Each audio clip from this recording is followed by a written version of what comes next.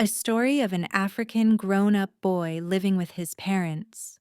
He is done with primary and secondary education, and now he is 20 years of age and fit to go to university, but he decided not to go. His parents tried finding out the reason he's not willing to go to the university, but there was no valid reason. After so much pressure on him, he then decided to go. He arrived at the university and made friends with some people in his field, medical engineer. He started attending lectures with his friends all together and started showing interest again. A few months later, on a fateful day, all the medical students were told they had lecture in the evening, and they all came, including Chinedu and his 4 friends. The lecturer took all the medical students to the school museum for educational purposes and showed them lots of things. He showed them a painting of an innocent man that was stabbed with broken bottles and beheaded by wicked people. He made them understand that it's a true life story and the innocent man's spirit is restless.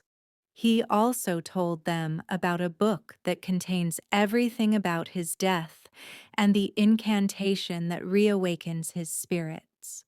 After everything, the lecturer took all the medical students back to the lecture hall and discussed few things with them and warned them not to go to the school museum without his permission. He said, "The lecture is over," and they all left. Few hours later, Chinedu and his 4 friends went back to the school museum, collected the book containing everything about the man's death, and ran to an uncompleted building at the outskirt of the school. They opened the book and flipped to the place where the incantation is boldly written, and then they started saying it, but it didn't work. After so many attempts, Chinedu and his 4 friends mocked the book and returned it to the school museum and left the museum in disbelief. 2 weeks later, they had their semester. Some of the students went to meet their parents, same as Chinedu and his 4 friends, while others remained in the school. When Chinedu got home, he told his sister everything about the innocent man that was stabbed with broken bottle and beheaded. Chinedu also told her sister about how they tried to invoke his spirits, but it didn't work, and how they mocked it. It was exactly 8 p.m. the next day when Chinedu went to the bathroom to have his bath, while his sis and his parents were fast asleep after a long day of work. Suddenly, all the lights in the house went off, and then Chinedu tried to come out of the bathroom, but he couldn't.